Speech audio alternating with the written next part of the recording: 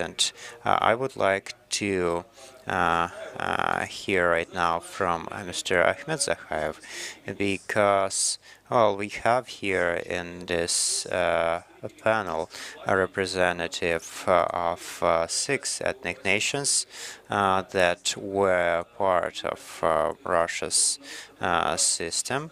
And so basically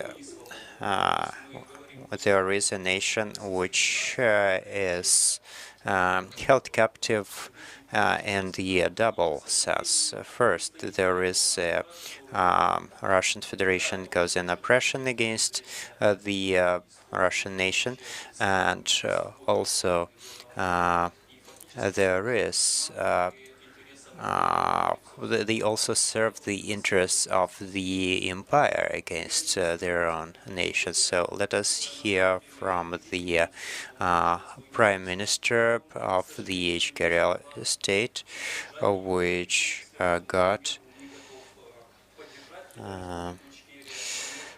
the independence in legal way, and so let us hear from you. Yeah? Good afternoon, dear friends. I'm very glad to be a part of this very important event. And before I start my speech, I would like to thank the organizers of this meeting who gave me opportunity to express my point of view on very important issues. And also, I would like to say I will make my speech on Russia, and I will explain why I will do that. Thank you very much for all of members of this event. Thank you. I would like to speak Russian. Sorry for that, because, well, I believe, of course, language is not guilty in anything. And I'm sure that Russian language will still be used even in the national republics after they are set free from the Russia's captivity. So the only thing that we have inherited from this empire of evil, that's the language we can use, communicate with each other and share thoughts with each other. So, of course, when we are being criticized, or we are hearing this argument that okay, we have brought you civilization, we have taught you the Russian language. Well, if it wasn't Russian, we would freely speak any other language, maybe Turkish, maybe French, maybe English. We would develop our own language, the Chechen language, and maybe the world would understand us. But that's off the topic. So, speaking of your platform and its title, of course, there is a lot we could mention on this subject. So let me emphasize several aspects that are important for the Crimean platform. For us to make a sense of the existing problem, we first need to give the legal assessment of what was happening in the post-Soviet space for the last 30 years.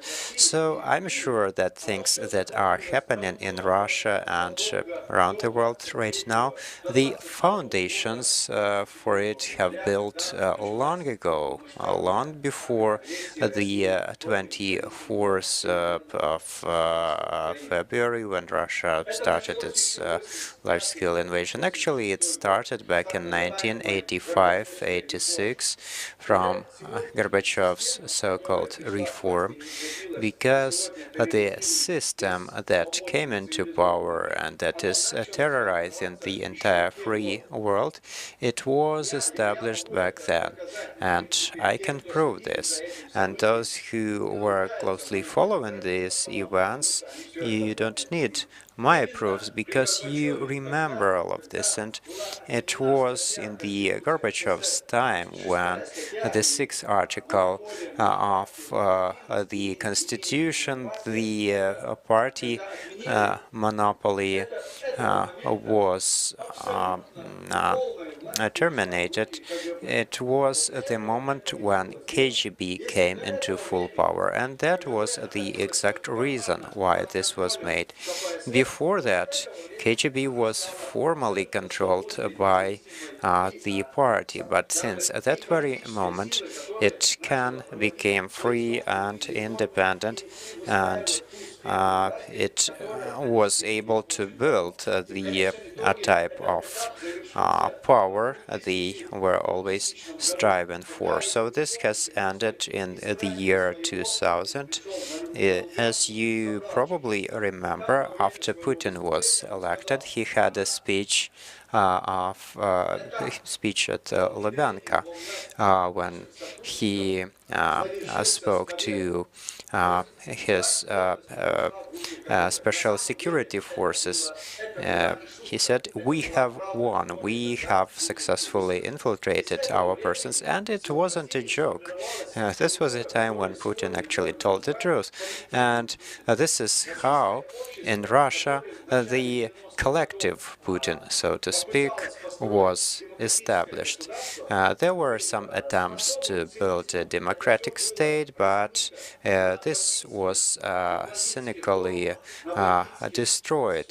There were those gangster forums organized by the KGB of the old days to take away the very desire of the population to become a free, democratic nation. So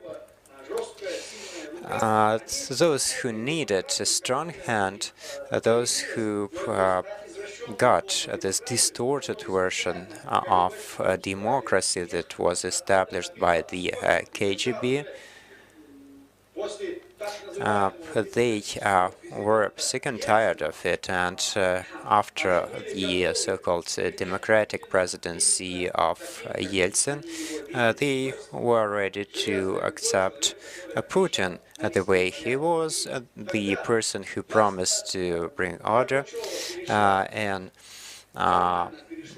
their lives. So then Yeltsin has formally transferred this power to the people. He has formally transferred this power to the people he got it from, to the KGB. And as you are probably cognizant of, the elections that happened for the transfer of power, there were three candidates for the president position. All the three of them were from KGB. There were no other choices, and all the terrorist acts in the territory of Russia, the large-scale ones, they were organized by the Russian special services. Moscow, Volgodonsk, Beslan School, all of those large terror acts that have flabbergasted the entire world. This was just to redirect attention from the fight of a Chechen nation for its independence. All kinds of methods were used, the corruption, the frauds, manipulations, the deception of the nation. It all has led to very deplorable consequences, and the only choice was not to come back under the wing of the Russian Empire. So the final war, it gave the final understanding of what was happening. So I'm speaking of this indigenous population of the Crimea. They are also a small nation. So why we, the Chechens or the Ingush people or the Crimean Tatars and other peoples with thousands of years of history and these Muscovites, in the historical perspective, they do not such a considerable background, and actually, for this was happening with silent consent of Ukrainians. So, what is the Russia of today? This is not a federation for sure. In 1992, when the federation agreement was signed, it is then that the federative Russia was formally established, but not many people remember that this agreement was signed for 10 years only. It had to be prolonged in the year 2002. They have denounced this agreement unilaterally, and since then, Russia is a unitary state. It is an empire, and basically all the peoples who have signed that federation agreement, they have the right to be free and independent, and the world needs to accept this. I'm very grateful to the speaker who mentioned in their remarks that once the war is over with the victory of Ukraine, well, we all understand that Ukraine will surely prevail. The world has no other chance. And if Ukraine fails, of course, it would mean that the Russian world would come to everyone's home. And this is well understood by Sweden and by Finland, which has been in a colonial relationship with Russia for many years. And Poland and the Baltic states, they will not let NATO and EU betray Ukraine and leave Ukraine to fight alone against this monster. This would only mean that in the very next step, Russia will decide to attack them. So I have no doubts that Ukraine will prevail. But what is the victory for Ukraine? What this victory would mean? Well, to me, the victory over Russia would mean that this state established in 1992, it would have to stop to exist. Otherwise, this would only mean the postponed war. No matter how the world tries to force Ukraine to negotiations and peace, well, this would be, of course, a deception, and there can be no peace with the Russian Federation. And one more aspect that I would like to focus on. Many people are speaking of Putin as personally guilty of war. I am against of that because it's collective Putin. It's the system that manages all this. So Putin, whom we see in 1998, 1999, I believe that person is not there anymore. And even if he is alive personally, he has transformed into the collective Putin. And this is the system that started this war. This is the collective Putin trying to bully NATO into making some decisions. They demanded that they bring back NATO to the borders of 1997, and this was Russia's vision of the entire world architecture since then on. Russia envisioned a world where they would dictate the conditions.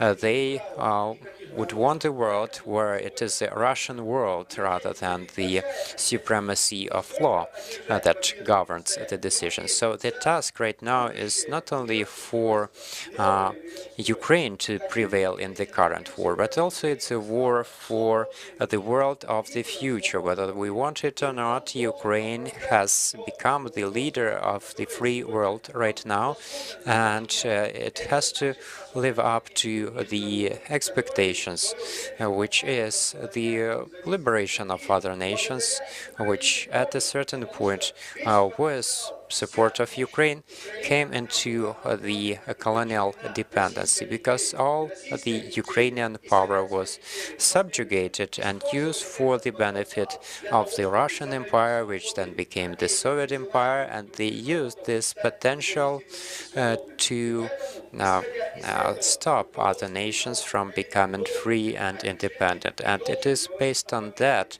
the government of Kiev needs to make the decision, and we need to speak of the victory over the Russian Empire as something that implies the liberation of other colonized nations, colonized peoples that are losing all the ethnic features such as culture.